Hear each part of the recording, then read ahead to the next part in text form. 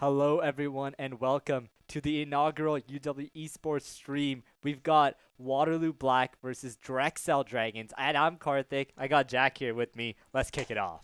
How's it going, everybody? We're here for an electric game here today in our inaugural stream of the League Black NECC Division 2 group stage. League Black has been fighting their way through a bit of a gauntlet right now, and they're up against the Drexel Dragons today. And yeah, we are excited to put on a great show for you all today. Yeah, I believe Drexel Dragons, they're 1-1 in the division right now, while League Black still looking to pick up their first win at 0-2. So we'll see who's going to get the first win today or going to bring their scoreline 2-2-1. Any predictions going into it for who's going to take it? Well, you could say Yeah, don't I'm a show the little bad. biased. Don't show the bad. If I was unbiased and I was speaking purely on the scoreline, maybe Drexel Dragons might take it, but who knows? Maybe League Black Warriors, Waterloo Warriors, they got a bit more to show. So, hoping for a fun couple games. That's my prediction. Yeah, of course, and I hope it's going to be close too. One of the coolest things right now is that huge changes in the meta, right? Ton of items got nerfed. Random characters are going to be OP left and right. You don't know what's really going to be coming out in this draft phase, so it'll be interesting to see what each team's meta read is and what they think is strong and how it's going to fight each other. Yeah, especially with Worlds ongoing right now. That patch is frozen and could be skewing what people see, especially for our viewers. They might not be knowing what's going on right now in the meta. So this meta read is all independent of pro play, and it's just going to be where our coaches take us. So, yeah, it should be really exciting. Maybe some crazy new picks today. And, yeah, I'm hoping forward to maybe a Yone ban here too. But that's just, we'll have to see. Yeah, Banyone's been the name of the game in Worlds. We'll see if it's either picked or banned here. I'd love to see it picked personally. Always great to see characters like that go. And just picking the Yone brings out like more interesting characters like the Akali or the Silas into it as well. Would love to see more matchups like that. So just like, like scaling control mages or anything. Yeah, Azir Corki, maybe then we can unban Yone. Yeah. But yeah, we should be getting into draft here shortly. We'll be going through just the picks and bans of the first game shortly. And yeah, Warriors Black versus the Drexel Dragons. Yeah, but yeah, for now, like anything you've been cooking up in solo queue personally, I think something that's interesting right now is Udyr. With all the item changes coming in, he's just a pretty good stat stick. He's got great base stats after the item nerf, so love to see that come out here and there. It can kind of just like plug and play into any comp, honestly. Yeah, interesting. The Udyr, I feel like he'll always come back at some point, just with the way the champion is. And another thing we might be looking to look out for is the Dragon comp, Shyvana or Smolder, both pretty strong picks right now. A lot of playable opportunities, and yeah, maybe might be a little bit of a pocket pick for some of our players here. Yeah, we'll see if the Drexel Dragons stay true to their name.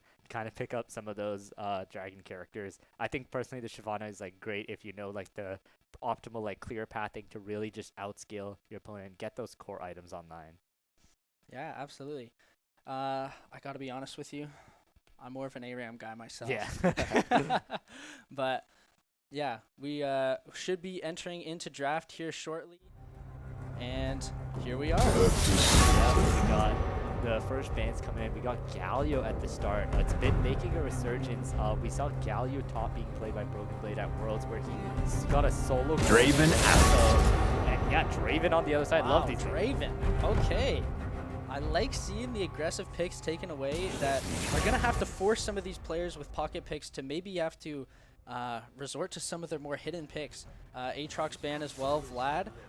These bans are flying. Yeah, I feel like these bans are very focused on what the enemies play. It's not really more about the meta, because maybe just who knows what the meta is at this point. So kind of just want to get those characters that the other team is good at out of the way so that you can play your comfort picks. Yeah, a lot of top focus bans over towards Sarnical here for Drexel Dragons, and the Yasuo banned away as well. And now here we go for first pick. Yeah, and these bans are so exciting. I wish we could have seen some of them being played, but hopefully the picks are just as exciting as we see the Mordekaiser being locked in. Love this character. It just draws so much pressure in a game. And Oh, there's it the happened, Yone! it happened. Perhaps I spoke too soon. First pick on red side. Interesting to let that through here. With how strong it's been throughout every patch we've seen recently, I'm just really surprised that Drexel Dragons decided to let that through. And now the Gren being hovered. could indicate that the Yone is looking to be towards the mid lane, and now a Skarner answer. Yeah, the Gwen jungle is a really interesting pick coming out here. I think the Skarner, it does do well into it in that you can duel the Skarner well, but when you're in a team fight, it's really hard to operate as, oh my god, Nasus? Nasus mid? Nasus mid versus Syndra. Very interesting.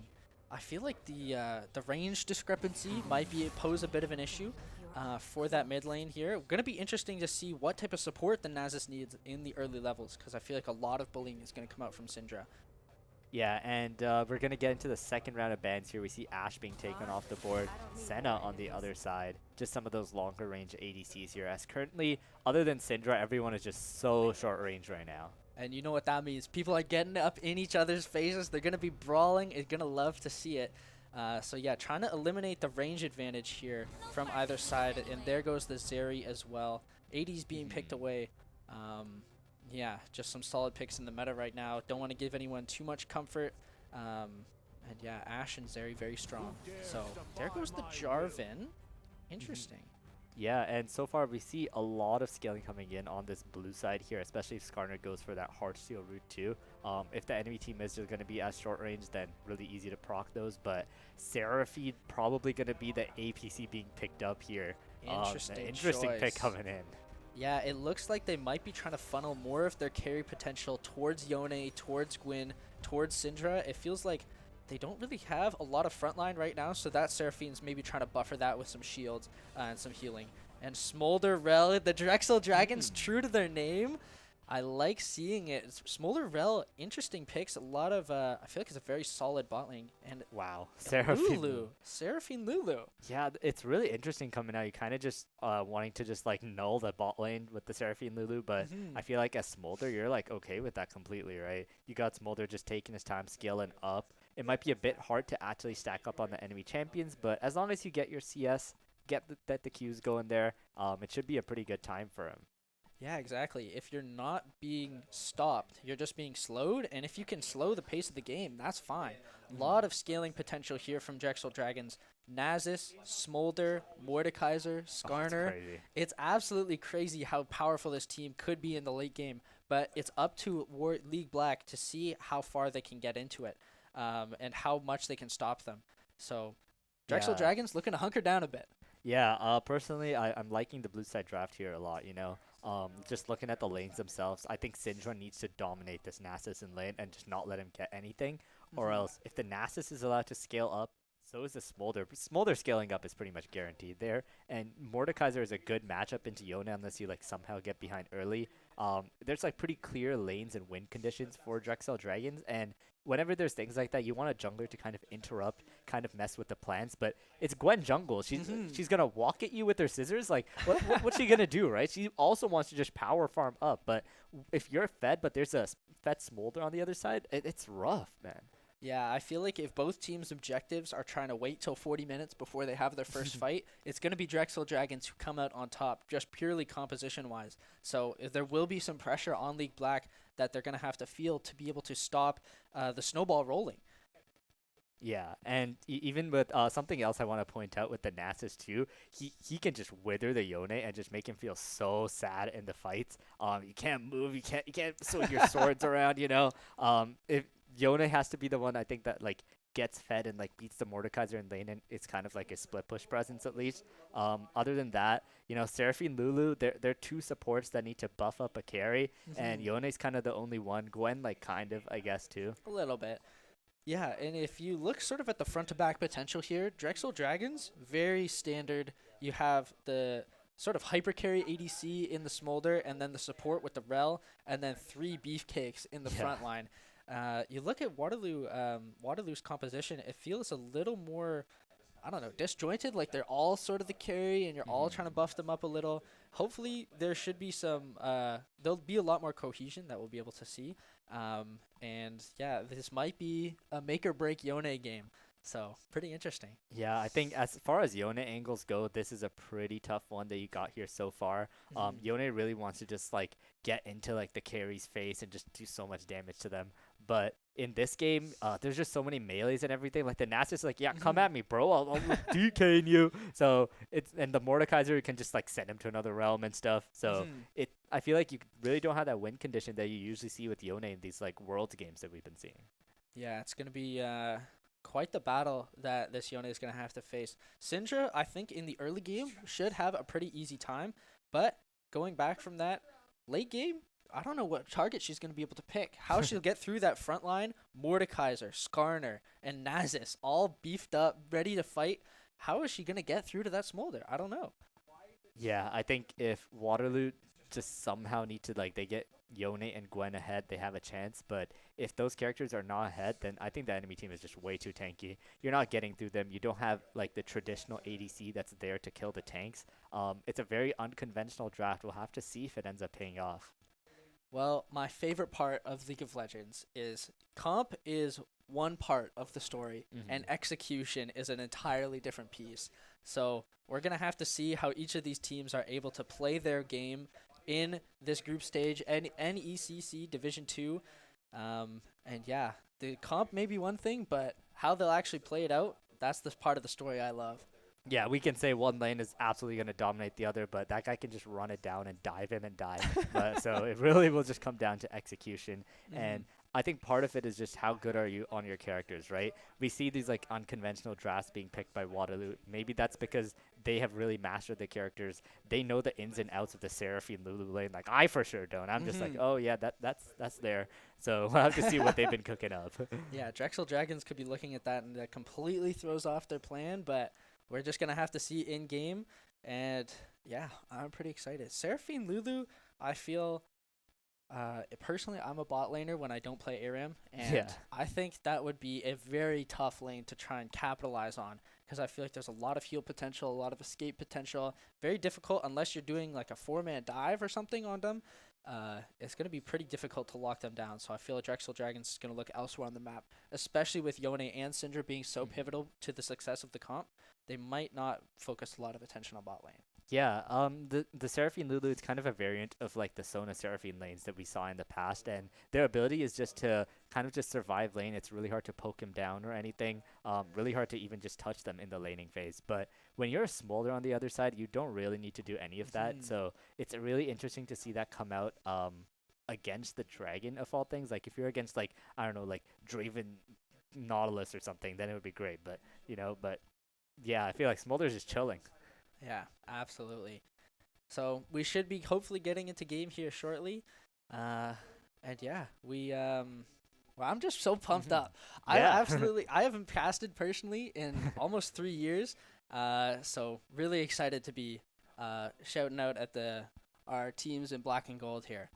Yeah, and it's going to be a fiesta of a game. Hopefully, you got like Yone, Mordekaiser, Skarner, Nasus. Just the most random characters in there. You might think you're in an ARAM lobby, but it's actually Summer's Rift.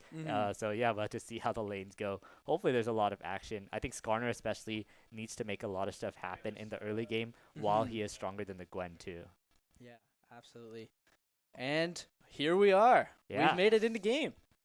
Yeah, straight into game here. We're 1 minute and 40 seconds in. All the lanes have kind of calmed down, and the junglers are both clearing from bot to top. Nothing crazy happening just yet. And here we are as well on center stage of where we think this matchup will be so pivotal. The Yone top and versus Mordekaiser here. JDL Beast looking to be the carry of this team here. Yeah, and I want to see like how much Syndra can actually punish the Nasus in the early stages of this lane. You see the Nasus, he's got the D shield. Oh, we actually see Rel going in here. Shin is able to get onto the Seraphine. Ethan KP being brought solo, forced to flash here, and you actually see Smolder getting the prio against them this lane so early on. Wow, excellent engage there, or knows they have the early level up, and Shin absolutely takes the opportunity to run with it. Exhaust burn now, but you're definitely going to take that trade. Such a powerful bully right there. There's stun. Ooh. Yeah, but you think Nasus will get low and it's going to keep looking rough for him, but with his passive, he's eventually just going to keep regenning up, and with the changes to Syndra, she doesn't have that same lane bully potential anymore, actually, so I feel like he should be fine. Yeah, maybe this lane won't be going quite in the direction of Syndra that they were hoping for with the bully. Another nice stun coming out. But now we're seeing a bit of a roam here on the mini-map towards the bot side. Rel and Smolder both know they have a lot of pressure pushing in this lane, and they're going to be looking towards being able to roam, getting a lot of vision. And yeah, this mid side, a part of it is going to be difficult knowing that Nasus is going to be pushing out most of the time, or getting pushed into most of the time. So might not leave Syndra with a lot of opportunity to do stuff. They're actually down quite a sizable wave. Yeah, and it looks like they are going to be looking at the Gwen here. Sarnico lands the E. Skarner is coming from behind, captures him, pushes him near the wall, and now this Gwen, she gets the snip, she gets the first blood, and she's not able to get out. Yone doing work here, flash following, but Lithuania is out of there. The balls land as Syndra picks up the kill, and Casimir is going to be running away limping. That looked like absolute disaster for League Black there once the camera panned up, but eventually the Gwen is able to clutch it out, getting first blood. Yone putting in work as well, and then the excellent roam here from our Syndra made it possible. It looks so close to a violent escape from the Skarner, but now a huge wave here from JDL Beast. That's exactly the start they were looking for. Yeah, it was really interesting contesting that scuttle when you have a Nasus and a Skarner who came in so late as well. They just barely were not able to finish off the Gwen, and they got so hard punished for it. Yeah, things return to calm on the Rift, but they'll definitely be happy with that. Oh, another here, roam up here from the Lulu. Just some supportive combat, nothing much. Something important to note here, Casimir picking up the double buffs, which is huge for him to survive in this early lane. He can use that red buff sustain to just survive through all the poke, can use the blue buff to just farm with his E from far away. And yeah, it's honestly so big for him. I think it's really hard for Syndra to punish when you get the double buffs like that for free. Yeah, great work from Drexel Dragons acknowledging where they might be weak, but hold on. A little bit of poking. Nothing too serious. It is Mordekaiser versus Yone. They're going to have quite a bit of scuffles here. Yeah, Yone just has that classic trade combo where he just gets his third Q in and just dashes into you, does a combo, and dips out. Not too much counterplay to that, unfortunately, but Mordekaiser should be fine against it for now. And here's that confidence that Drexel Dragons is able to push up with, knowing that they have the bully lane, placing a pretty deep ward there, and they're just going to continue to do that all throughout this prior lane. Yeah, and I just want to give a shout out to Inori and Shin here. They're doing so well in this bot lane. They picked up a 10 CS lead already while they're playing just like the scaling ADC. They've just really been taking control of this lane so far. I love to see it. Yeah, we mentioned earlier in the draft review, a little stun. Mentioned earlier in the draft review that they would be happy to sit back and just play sort of passively, but they're continuing to push up. They don't mind the lead as well. And Smolder actually going for the call on top of his initial just like lane priority as well. As you see Shen going on to Baby Baconator here again, lands the stun, lands another. Lulu's running for her life, and she is going to be able to get out. You know, scaling carry doesn't quite have the damage just yet. And here comes Skarner. Oh, there goes Yone. Yeah, you send one in, you send one out. Ult down. You get the ult out. It's all Yeah, decent game from Lithuania. Always going to be happy to get the ult out for pretty much no cost. Now Shin lies in wait. And, notably, under the radar, Gwen is taking the Void Grubs. Yeah, she's just been sneaking it as the fights have been going on here and there. And good to see both. I think she got all three of them, so really good for her. You get really good XP off of those as well. So she is slowly ramping up over the Skarner as the time goes on. And now we're going to see, is there going to be a trade, right? You got really good prio in that bot lane, so can you go for that dragon even though you have like a Nasus mid? Yeah, lanes are resetting here on the side, so probably with one more push, and once Skarner is able to clear those full waves, we could be looking to see a dragon fight here, and a lot more vision on the side of Drexel Dragons is swiftly cleared out by AgroSim. Yeah, they do spot Gwen near the dragon. The Syndra has pushed too, so going towards dragon is a bit rough here, but Baby Baconator taking a lot of poke.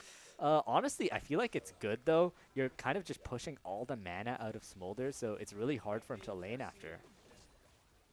And careful for the lane gank here, but honestly, the lane has been going quite evenly. Oh, he's chilling. Yeah, Casimir absolutely chilling. What we might have thought in the draft was going to be a closer matchup, or a Syndra-focused dominated matchup, Casimir is making work with Yeah, he's slight CS winning. advantage. He's literally winning in CS right now, and you hate to see it, honestly. The early Null Magic Mantle pickup is also so good, where it really just dims down the amount of poke that is brought down upon him, and he is just matching the wave clear, stacking up, scaling up, and I think he's going to be a menace when it comes to that mid game.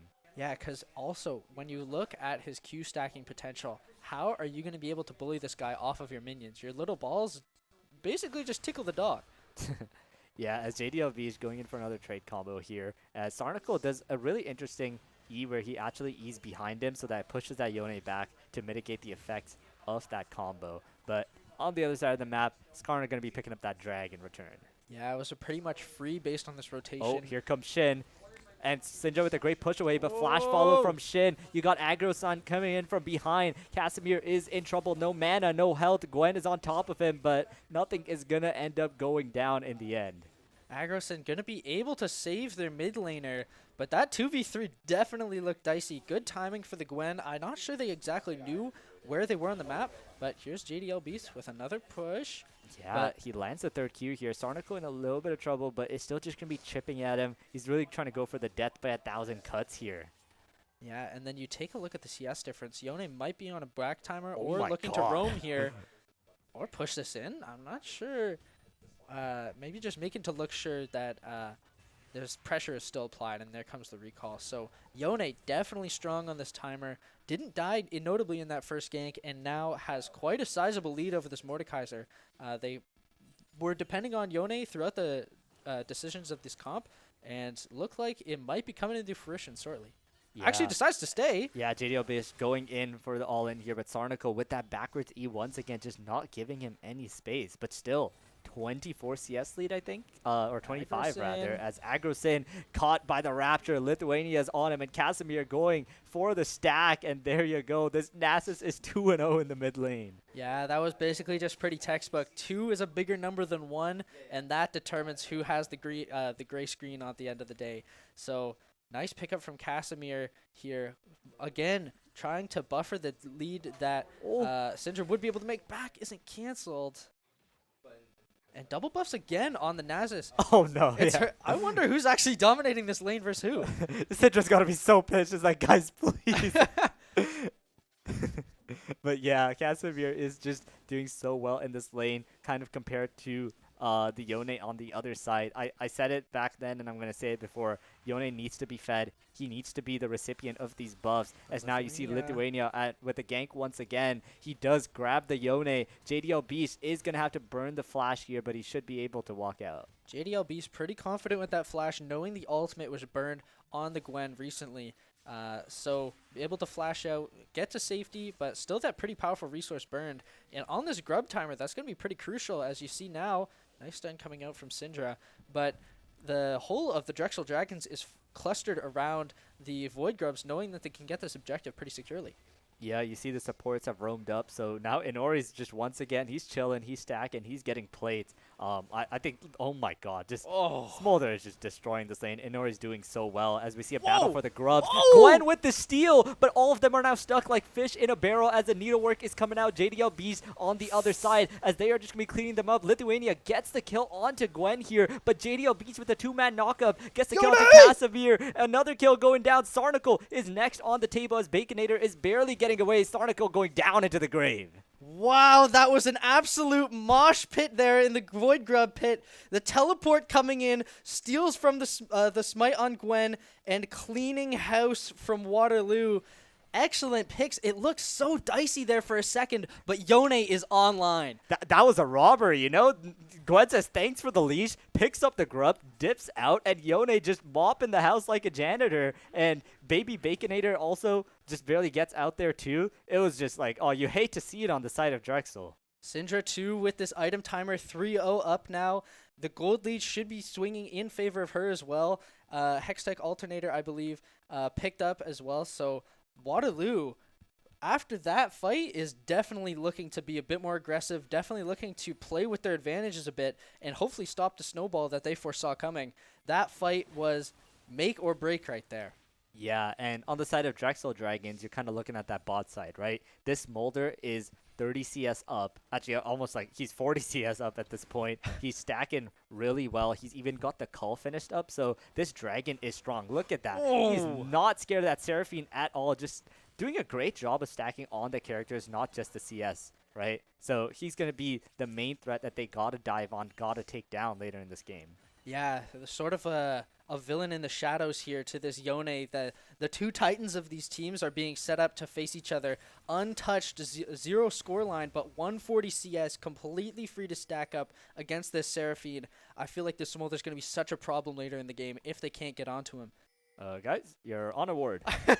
They do see him. The engage from Ethan KP. Inori is stunned up. Lithuania is here for some defense. Inori is going to be flashing out, but Aggro Sin is undamageable as Shin ends up going down.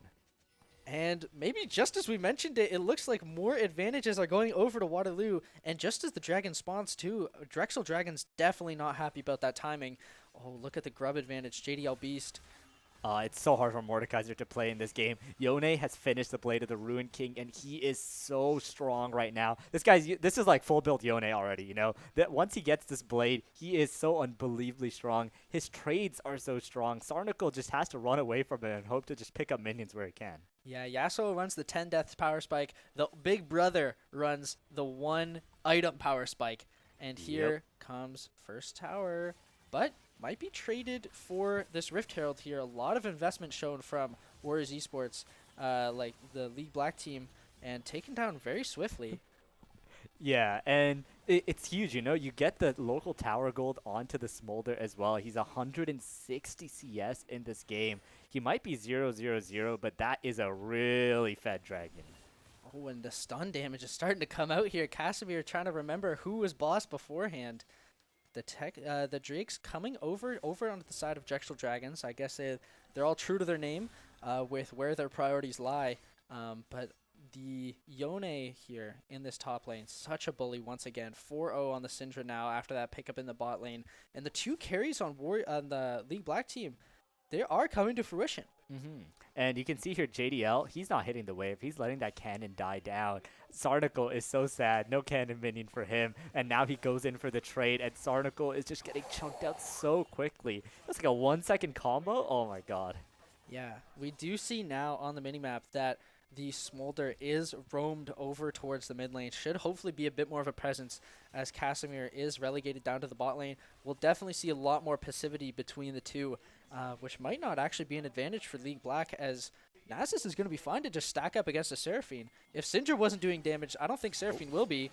Here comes Rel. Yeah, Shin gonna be getting some CC on him, but she is the only one around. JDL can actually turn it if he has the awareness, and that is exactly what he's doing. Shin forced to burn the flash, but Yone is right behind and gets the kill onto Shin. And now Lithuania is next on the table. He's going to get the Heartsteel proc, but in the bot lane, Casimir under fire. He's taunted up. Gwen's on him, and he's going to be snip, snip, snip. Casimir barely gets out. This is not the fight that Nasus was hoping for. He wanted to chill vacation in the bot lane and meets 3 warriors down there.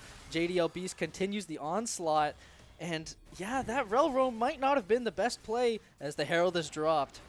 Yeah, and I think they can actually... Oh, they're going to use it on it. Not going to use it for the next tower, but the second charge is going to be coming in. They're going to be looking to get so much gold from the towers here as the second charge doing half of that tower's health. Yeah, interesting choice to use the Herald on the first tower. Feels like it was going down anyways. But at the same time, in the heat of the moment, you're kind of pumped up. You just want to drive the car. Once again, JDL Beast. Sarnical under fire. I mean, one more combo, I think Sarnical's done for, but now it's going to be that tower that's next on the table. Going to be going down as Waterloo is slowly incrementing that gold lead up to 3K now. Yeah, this lane is absolutely unplayable for this Mordekaiser, and we saw the support attempt just put more money into the pockets of Yone. And here we see this stacking. This is what Nasus was sort of promised when they got relegated down. The stun connects. Yeah, and Nasus and Smolder, they got to keep stacking. They got to keep growing. And I think if you do scale into this game, they are going to be really big threats, you know. But they're not quite there at this moment just yet. So I think Waterloo, they got to take advantage before Smolder hits that 225 stack mark and get as many objectives, get as many towers as they can.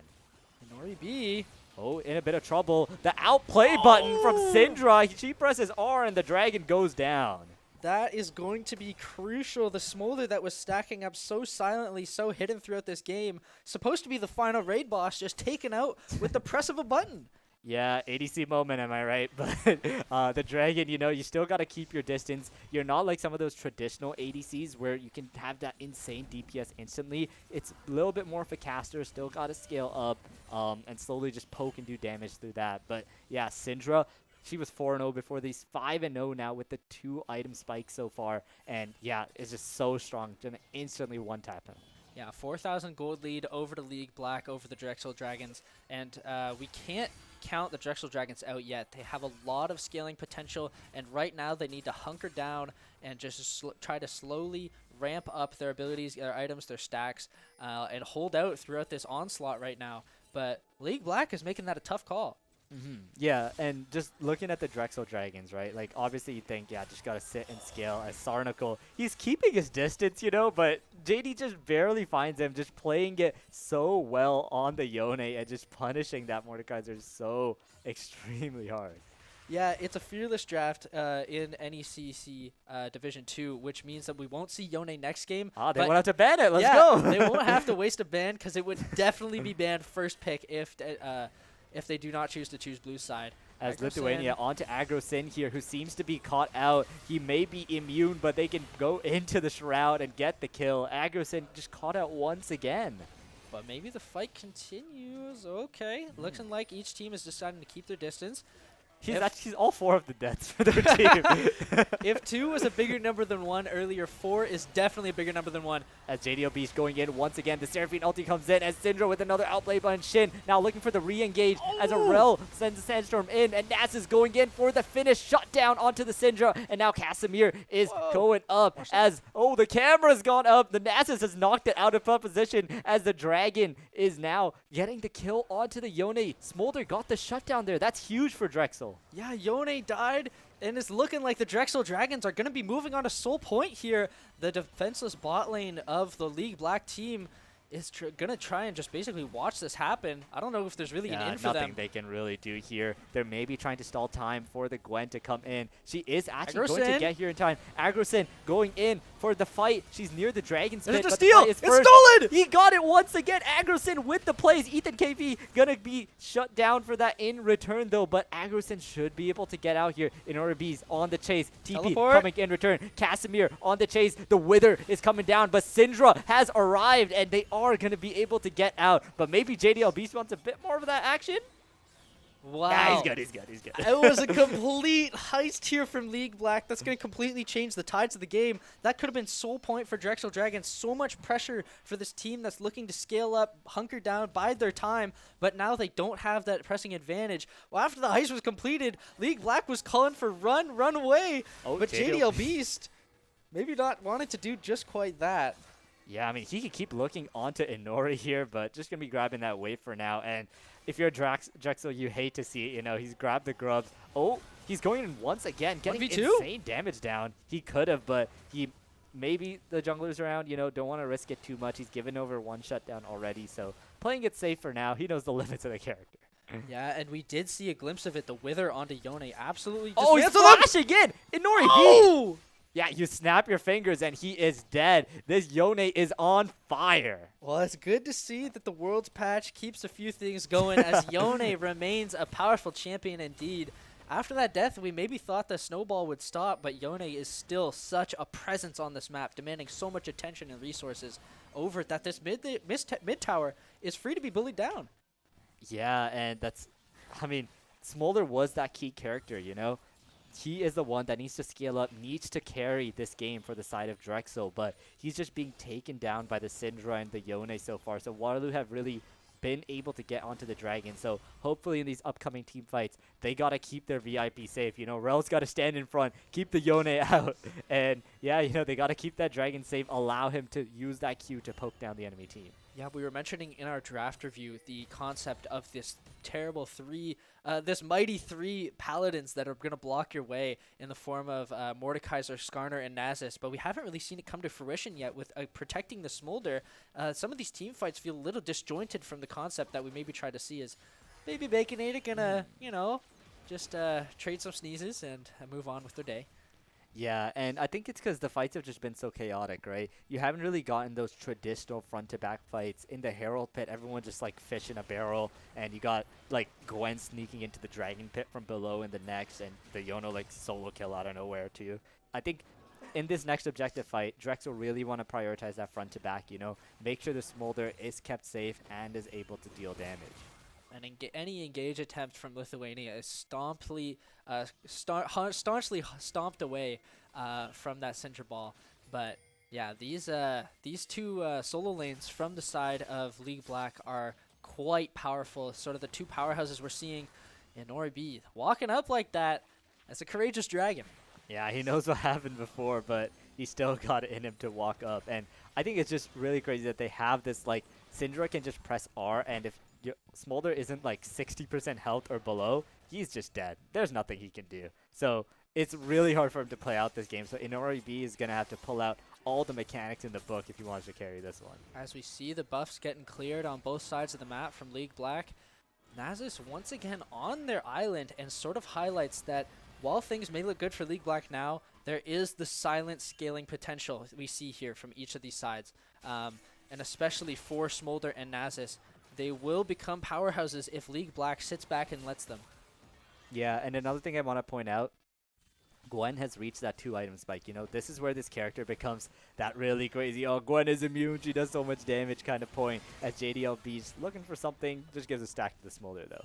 Yeah, Casimir actually allowed to get all the way up to the tier 2 turret. Surprising, but sort of again on their island. And yeah, a lot of item completions coming online for League Black. They should be really looking to prioritize capitalizing on these fights, forcing objectives, and trying to make sure they're using their potential. This might be an example. Yeah, Casimir in a bit of trouble here as he pops the ult, but Ethan KP with the Seraphine songs and JDLB, she's getting actually quite low here. Might need some of that sustain, but Casimir showing his prowess. Wow, that was just insane damage. He's been stacking up well. What's a god to a Shuriman? Scoreline doesn't matter. When There goes Shin. Yep.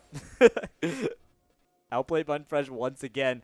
Syndra is now 7-1 as Shin, you know, it's a bit rough for him. He's looking for engages as Aggro-Sun going to be going down. Sarnico just being instantly taken down, pops to Death Realm, but he's just going to be trapped in his cage for a few more seconds as Syndra is going to end up taking him down. And now Aggro-Sin pops the needlework, gets another kill onto the Skarner. Inori B is next on the table, but Aggro-Sin is chasing him down. It's so hard for the Dragon to do anything as Waterloo is wiping the floor with them, and the Dragon is next on the table. Absolute cinema from League Black here. When we might have thought the Yone wasn't as strong as we thought, they put it to work again, and finally... I mean, the Nasus is strong, but he wasn't there. Exactly. Continues to just stay on the sideline, so Waterloo looks elsewhere, and now they're looking towards Baron, as they also try and get the Dragon as well. A 1-4 split here, and they might be looking to get both of these right now. Yeah, kind of greedy take from them, but we'll see if it ends up working out. Gwen should be finishing off the Dragon soon, but it might all just be a bait, as now JDLB is going to be looking to take down Shin once again. Casimir is nearby, but he's going to be able to pop back to his human form. Shin now getting flashed on by Ethan KP. He is going to end up going down. Casimir is just chilling for now. Shin! Oh my god, he's still alive!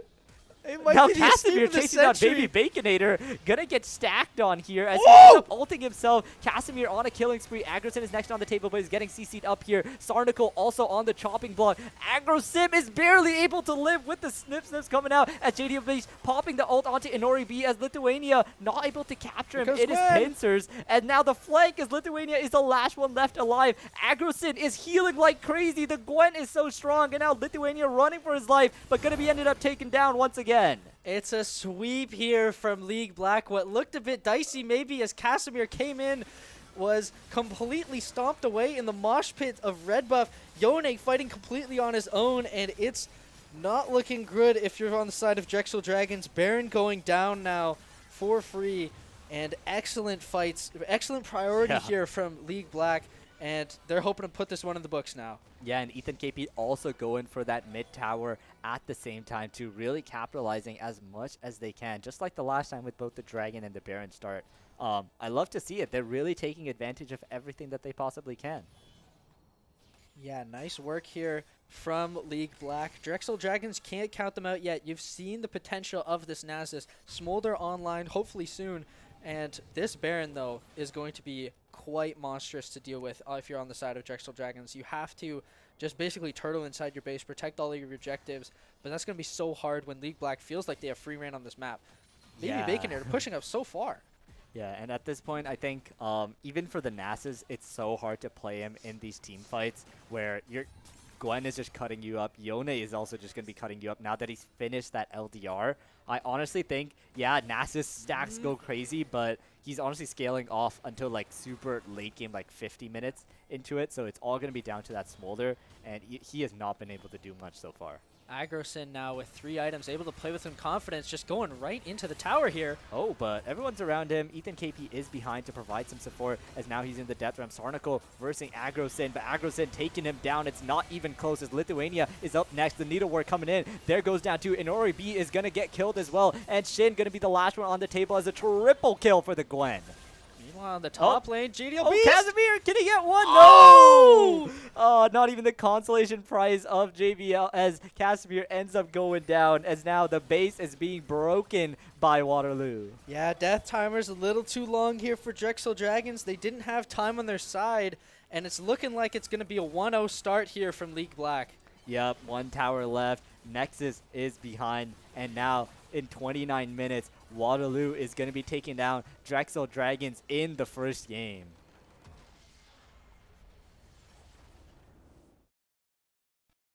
And welcome back, everybody. What a crazy first game we just saw. Honestly, man, like, Drexel seemed like they had it going so well for them, but Waterloo comes in, you know, sneaks up, takes a grub, sneaks up, takes a dragon, gets these crazy fights for them out of nowhere, and they just end up just ramping up and snowballing and destroying them. Yeah, and as we mentioned, we did a huge draft overview, but execution is everything. When it came to those scrappy, not exactly 5v5 even fights, League Black was able to come out on top just with the champion advantage and some great play we saw from them. Yeah, and just as a reminder, this was just game 1 in a best-of-3 series, and it is Fearless Draft. So all these characters that they did so well with, can't use them anymore. No more crazy Yone that they're going to be able to have. No more like Nasus on the other side either. It's going to be all new characters coming in next time. So we'll be back after a little short break. Don't go anywhere.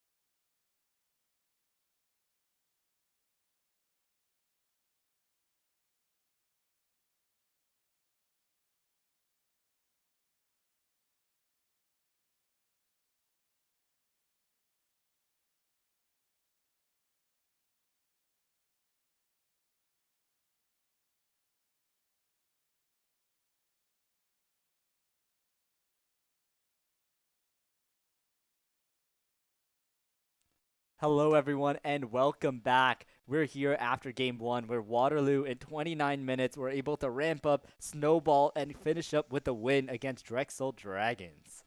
Yeah, that was a truly electric start to our broadcast season. We love to see Warriors Black be able to push their leads and really know how their composition is going to work. The Yone and the Syndra are so pivotal. Even Gwen came online by the end too, and it was a great performance from Warriors Black. Definitely can't count out Drexel's Dragons yet. This is a best of 3 series. Fearless Draft is enabled, so we're going to be seeing completely new picks here. And yeah, we mentioned earlier in the draft review that we thought Drexel Dragons had more of a favored comp, easier to play, a lot more clear objectives, but Warriors Black was just able to pull out the victory in the end. Yeah, and I still stand by that. I think Drexel had a great draft coming in. I think their Smolder was just scaling for free, having the time of his life in the bot lane. I think he got first tower gold as well, which is crazy to think about for a Smolder. But on the other side, that Yone just got way too ahead. Some of those early skirmishes did not go in their favor. So I think if Drexel can kind of fix that up, they should be able to bring back the game and rope themselves back into the series. Yeah, absolutely. Yeah, so the performance there from JDL Beast and Interesting. our Syndra.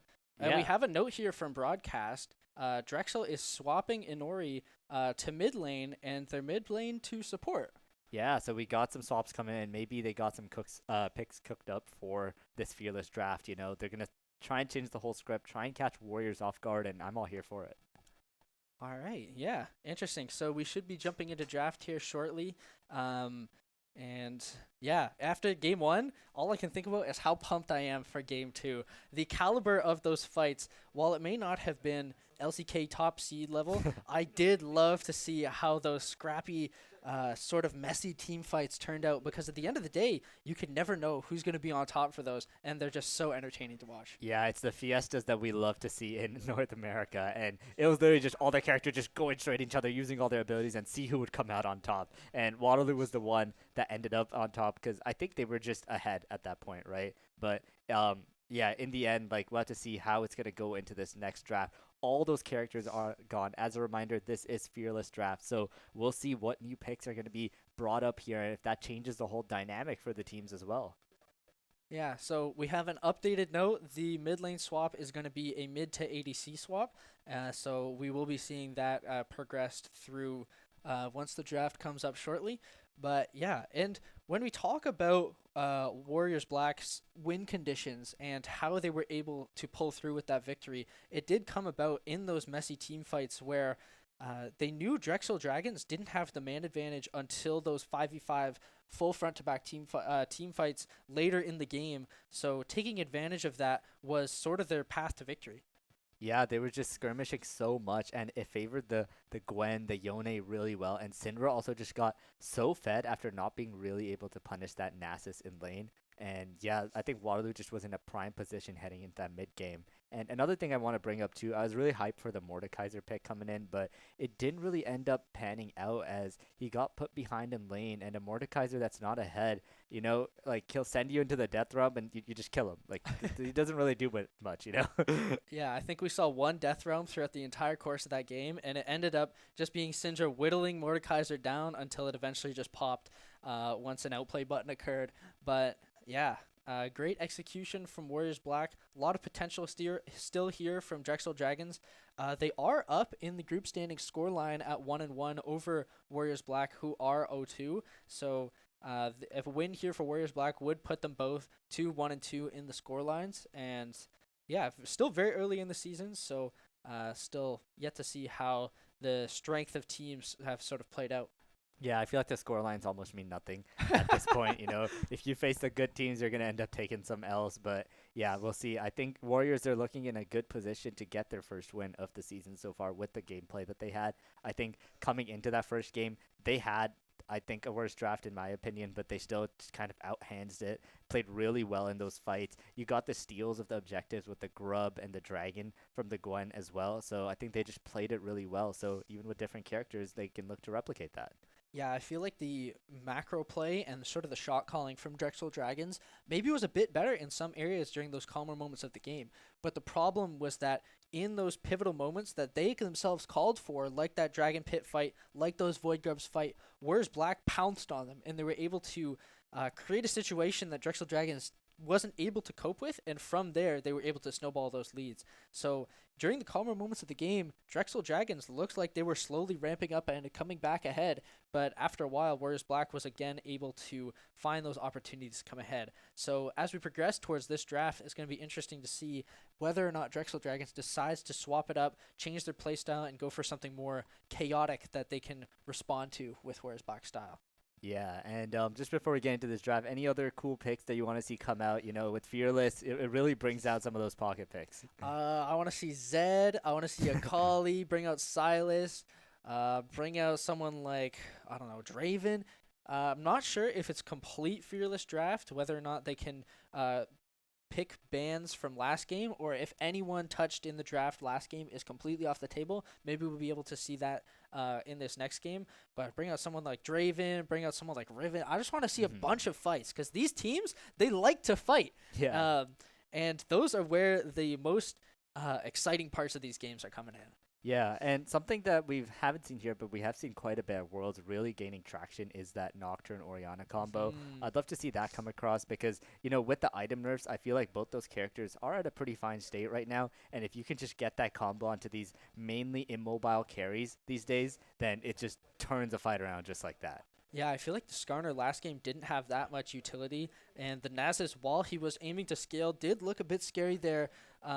Wasn't able to fully execute, and neither of those champions got banned. So maybe they would have turned out a bit differently if the Nocturne Orianna pick was focused on there. But we are jumping into draft here right now.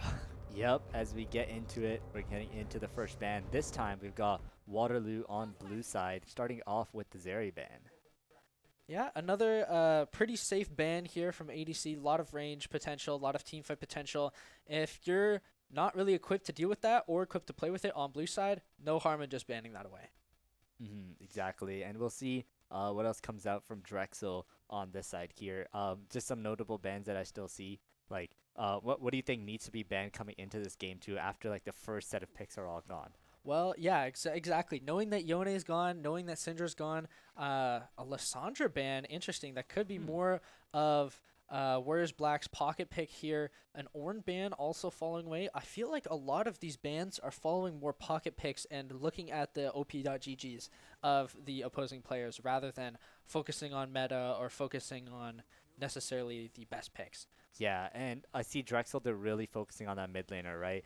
3 mid bans coming across here. The Lissandra, Ahri, and Galio, all of these enabling type of characters that they didn't want them to get. And with the Viego first pick, I think those bans are right on the spot. If I'm a Viego, I want a Lissandra or a Galio with me, but those are all instantly taken away. So, hey, great bans so far. Yeah, exactly. Drexel Dragons maybe looking like they have the read here. Ashe first pick was taken away from the bans last in the first game, and the Sejuani hovered once again, looking for more of that tanky, beefy sort of frontliner jungle power farm, but maybe a gank here too.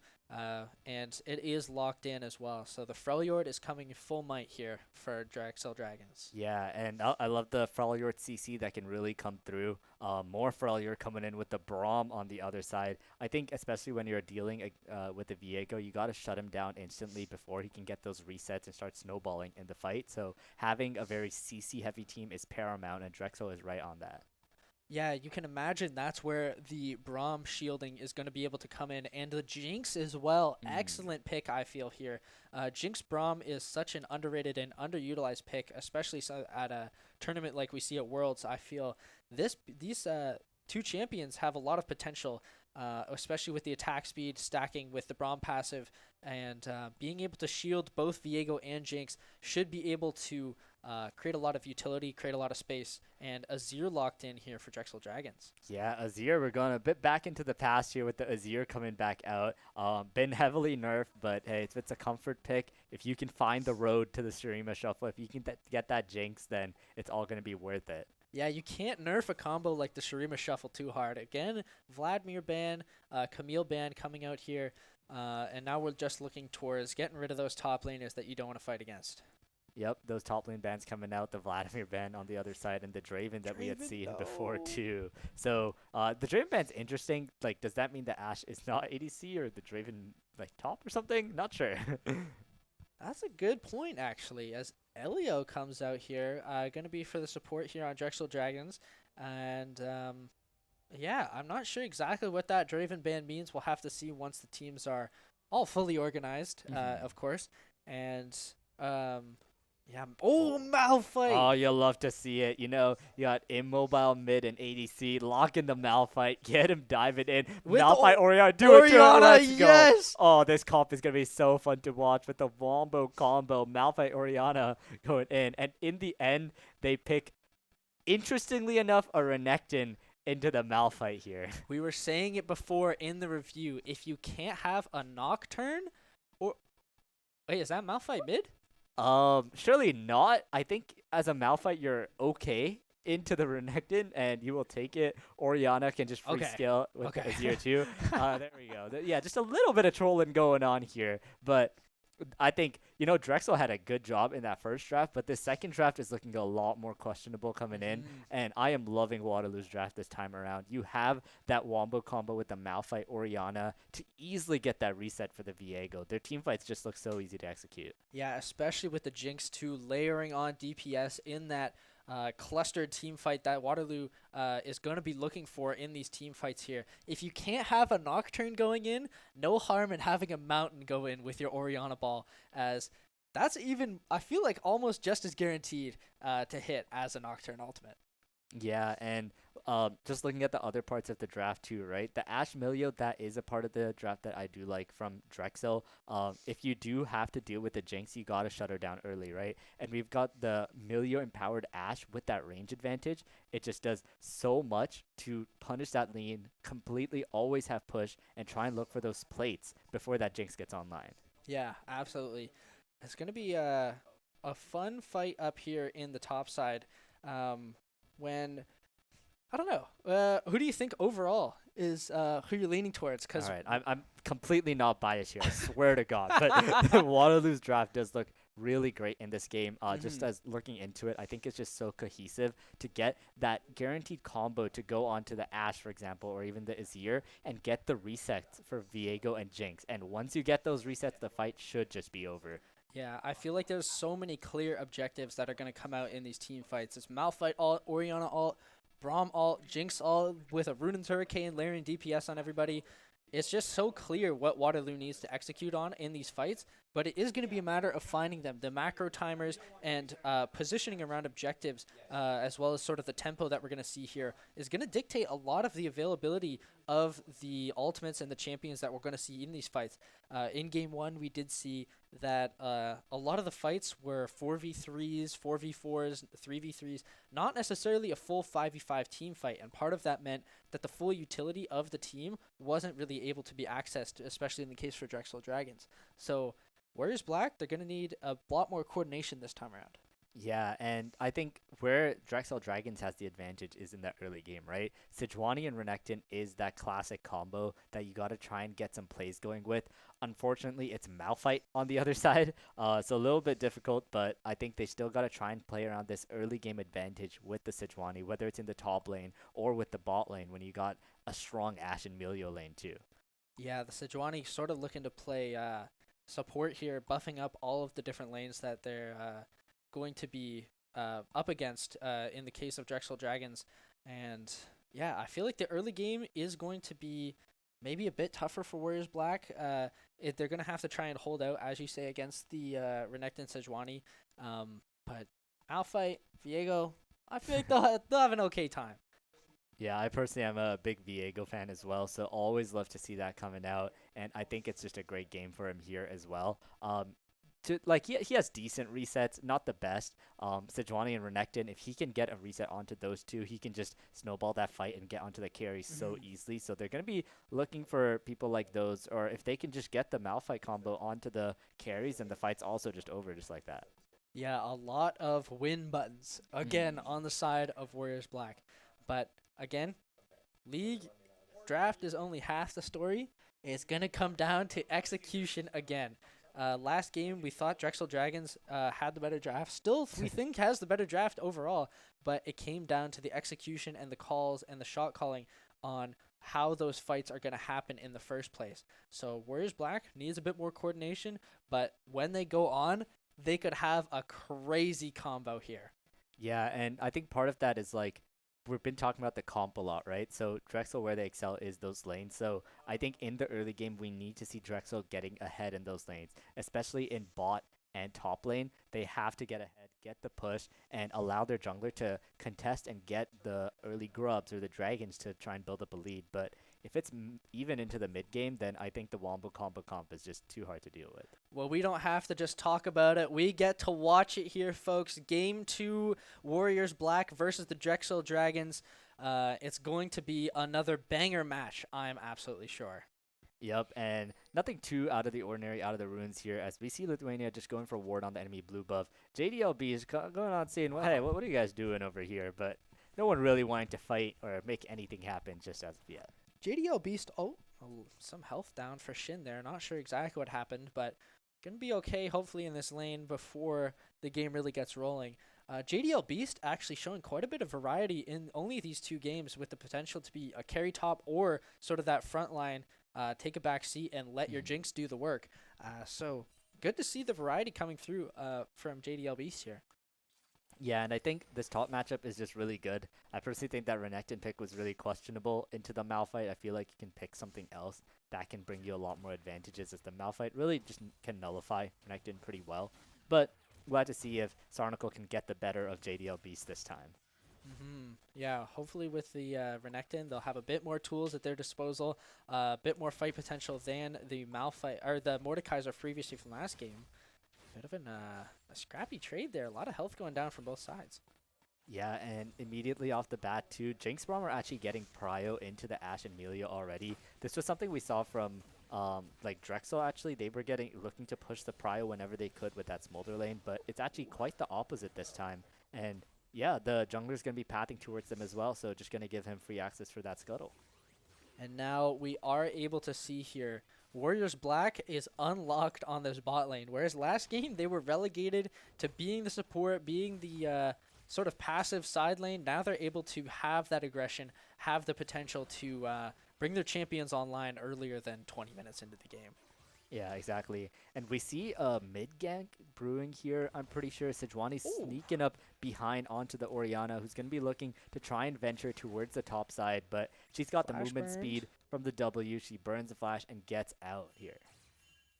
Yeah, looks like a pretty well executed gank from Lithuania, and that's sort of what we were talking about, how oh my god. Yeah, Renekton into Malphite is not the best. Yo, disregard what we said about this being a pretty passive bot lane or top lane. It looks like both of these guys still want to fight.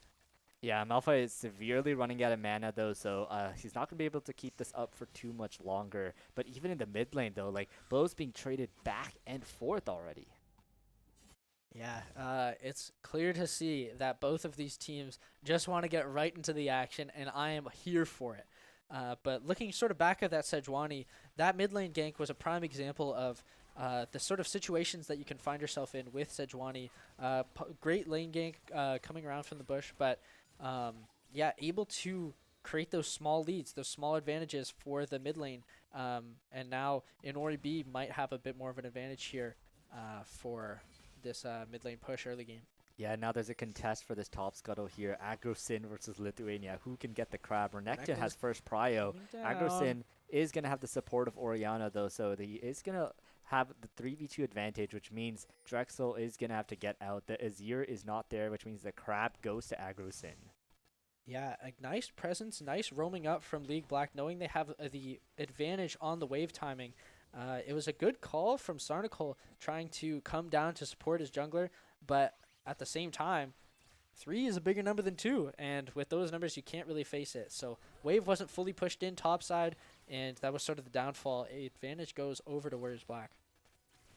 Yeah, and just looking at the lane state here, right? It's been a pretty passive game. I think that favors Waterloo. a bit more. And just looking at the CS numbers, Sejuani having to burn a flash of Orianna mid and everything, losing the scuttle. She's slowly going to be falling behind in CS, and Jinx is also just like doing fine into the Ashe. And they're actually consistently getting pushed, which I really don't think should be happening. I think Ashe and Milio should be continuously pushing them in and make Jinx lose CS under tower, but they just have not been able to do that so far.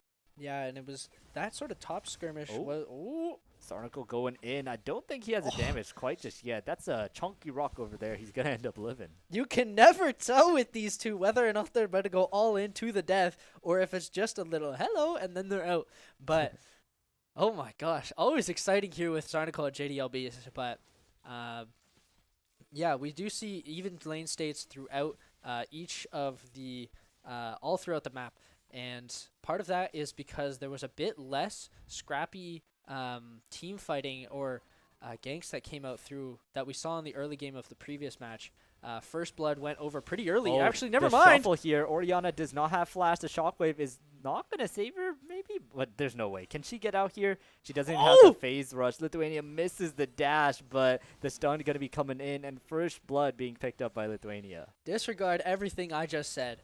The Sejuani coming in once again, showing their prowess of being able to create that early advantage early on in the game with something as simple as a gank to burn flash, and that translates into a kill. Oh my gosh, Malphite is JDL just Beast. He's beating the Renekton in the trades already. Oh my god. You hate to see it. But it's big for Inori B. Orianna actually had already used the TP as well, so she's going to have to walk back to lane, lose that whole wave, and this Azir is getting a huge lead due to Lithuania's efforts. Yeah, pretty typical here. Across the jungle, we saw Void Grubs 4 Dragon trade, 3 going over to the side of the Drexel Dragons, and a nice Hex Tech going over to Warriors Black. Going to be interesting to see how those play out throughout the rest of the game. And yeah, it looks like Drexel opting for the earlier push again, once again on a ward, but is it going to matter? Yeah, this Malphite has ult. I don't think they can really do anything. They can maybe force out the ultimate, but he's kind of okay with it. Agrosin is actually nearby looking to make a counterplay here. JDL is just playing up in their face as here we go. The counter hand comes in. Sarnicle looking to burst down JDL Beach, but he gets the knockup, gets a flash. Lithuania follows him for the kill. Agrosin cannot finish off the croc. He gets stunned up. Sarnicle gets another kill, and that's going to be huge for Drexel with a 2-0 in the fight. Oh, it's a horror here for Warriors Black. They couldn't get the ult off on JDL Beast, and Agrosin, maybe they I don't know, their hubris was their downfall a bit because no ultimate meant no ability to close out those really low health bars in that fight. That could have been a 2-0 either way, but it goes over to the side of the Drexel Dragons, and big advantages swinging up in this direction. That's the arrow ultimate from bot lane. Can Inori be capitalized? He is going to be able to. He has the flash to, I believe, get out in the end too. But Agrosin is going to be taking down the Super Mega Death Rocket from bot lane. Is not going to hit here as he is going to be able to get out for now. Wow, great communication here from Blueby, knowing that with the ultimate, there's a playmaking potential. Always look for these plays here, especially with the Ashe ult. It looked a little dicey maybe at the start, not being able to sure if Inori B would be able to get behind that turret, but it works out in the end. Agrosin isn't able to capitalize on the kill, and it's another solid gold advantage going over to Drexel Dragons. Yeah, Bluebee's proved that he's the better sniper in the bot lane as he's going to help Inori pick up yet another kill. This Azir is slowly picking up a big lead on top of the Orianna so far. And yeah, Sejuani also doing great work here, but going to have the red once again stolen. And Agrosin is a little thief, you know, just taking things here, the things that don't belong to him. Yeah, Viego can be such a mischief here in these team comps. But nice work here from Warriors Black trying to stem the bleeding. Pretty solid lead going over to the bot side of Warriors Black as well. The Jinx and Braum haven't had the chance to come fully online into the map yet. We're seeing a lot of action up towards this top and mid side. And bot lane is kind of an island unless you're an Ashe Arrow. Yeah, and you know, things are looking well. They have picked up about a 2K Ping's gold lead mid so far. As Inori looking for another play. He does not have the Shurima shuffle, so nothing going to end up happening here. As Ori just burning the shockwave and going to be walking out. As JDLB is just bullying the Croc once more, picking up grasp stats for himself, and he is chilling. A good trade at the end by Sarnicle to get some health back, though. Yeah, with these Fury champions, you can never tell whether or not the trade is going to go your way. Sarnicle actually does come out on top. Level advantage still here for JDL Beast. And Lithuania on the Sejuani, lying in wait. All right, here comes the dive onto the Malphite. Lithuania instantly popping the ult, just not giving JDO anything to do here. Doesn't even get to pop his own ultimate as he ends up going down. Not even a chance to ult here, and great work from Lithuania. On this Sejuani, they have an agenda, places to hit, things to see, and it's each lane of the map here, starting in mid lane, popping the ultimate on the Orianna, another small advantage to buy more space for an Ori B, and now over to the top side as a kill.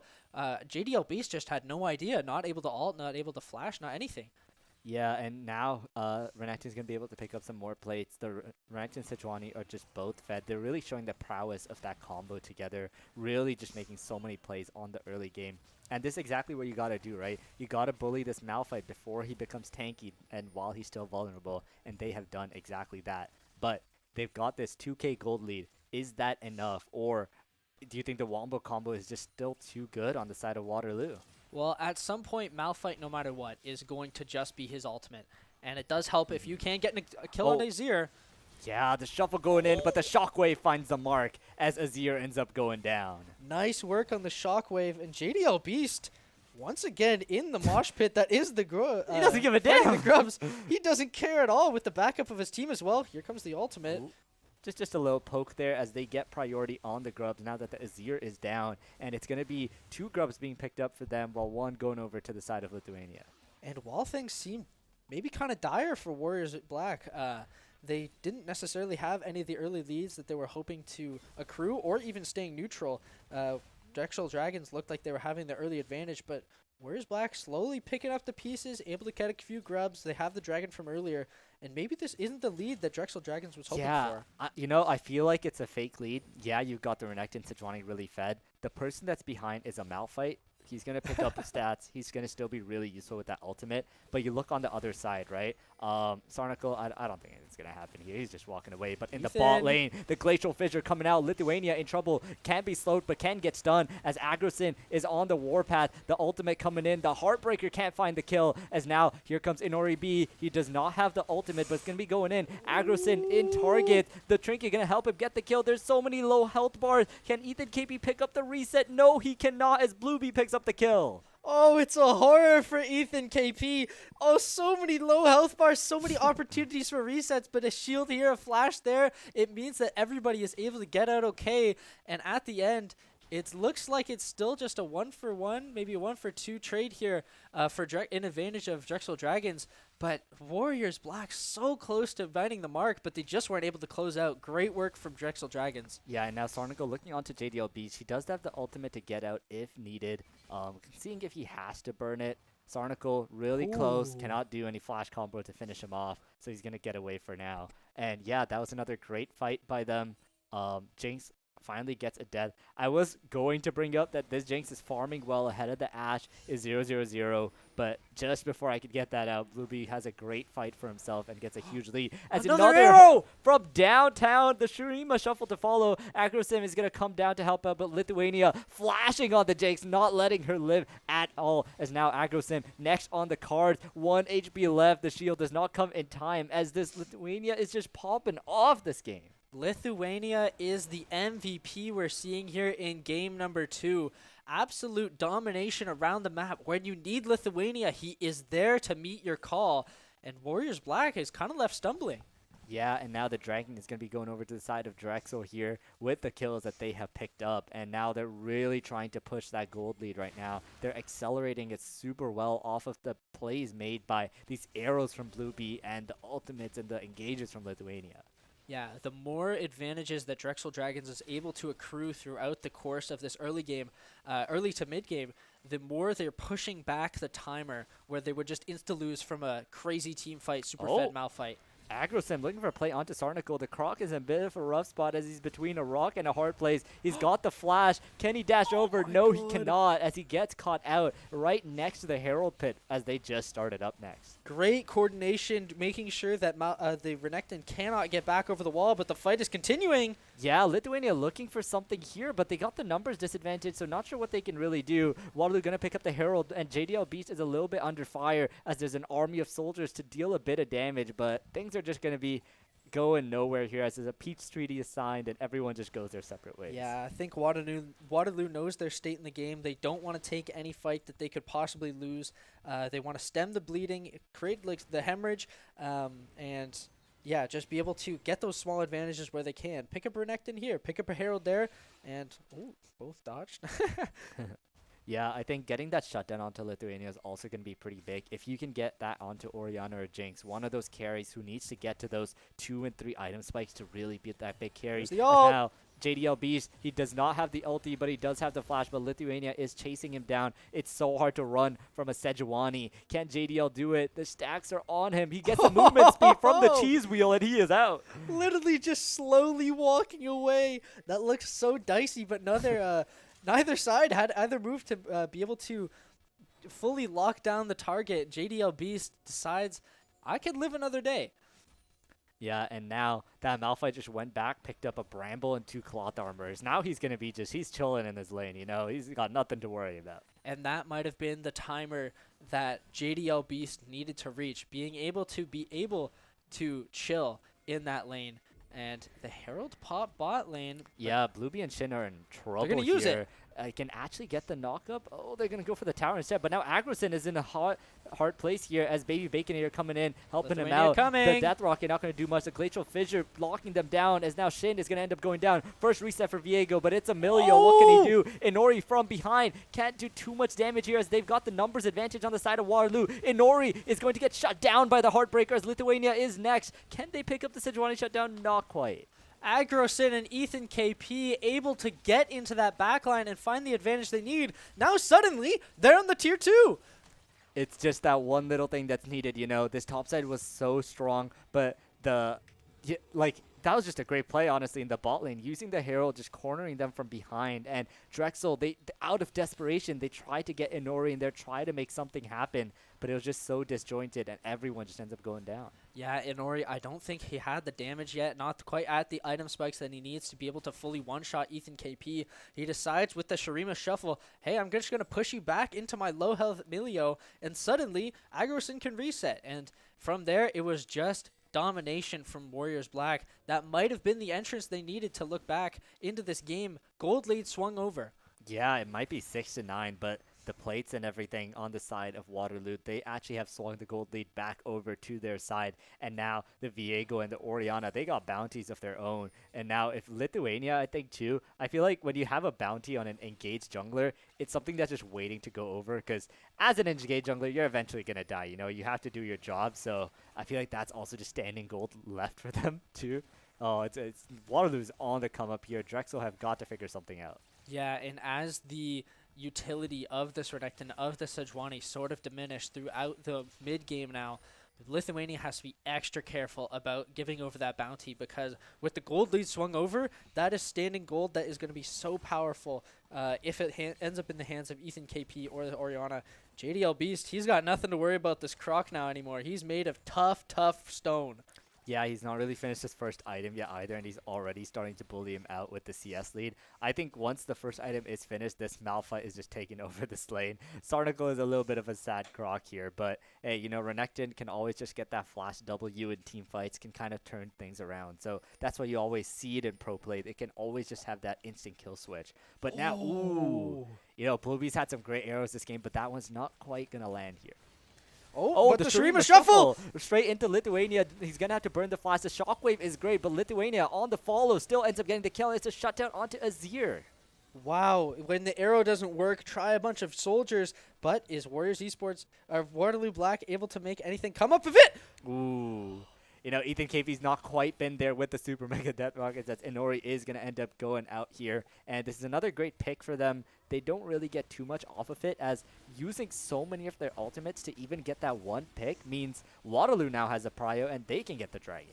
Yeah, off the back of that tempo, a worthy sacrifice maybe for TP. the Orianna, but here comes the TP from Inori. Yeah, Inori going into the Malphite. He's instantly dead. Agrosin with the reset here, now looking onto Blueby. That's an Azir coming at you, buddy. The Heartbreaker, Agrosin getting onto the Ashe and getting the kill, and now Shin is going to be next on the death table. Lithuania, he's stunned up under tower. He is tanky enough to live, but now here comes the Croc, seeing if he can do something of his own. But there's 4 people on the side of UW, and the Croc does not stand a chance. He ends up going down. That was the taste of the combo we had been waiting 19 minutes for. Waterloo Black able to synchronize and fully focus their efforts towards destroying Inori B and able to pick up that Azir. You can tell AgroSin, he's got hands on the champion, able to lock down the distance onto Blueby, and from there it was just Raps, able to synchronize everything, that Wombo combo dream that they had been building up.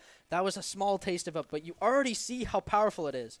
Yeah, as a wise man once said, that TP sucked.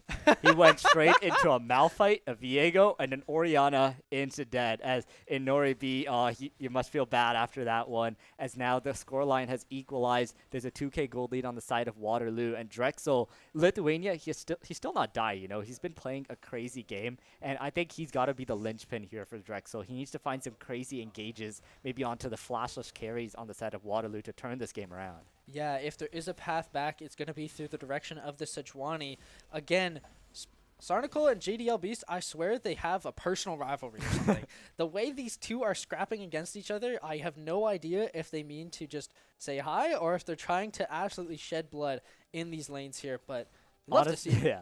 Renekton is honestly just fighting against Malphite's mana bar at this point.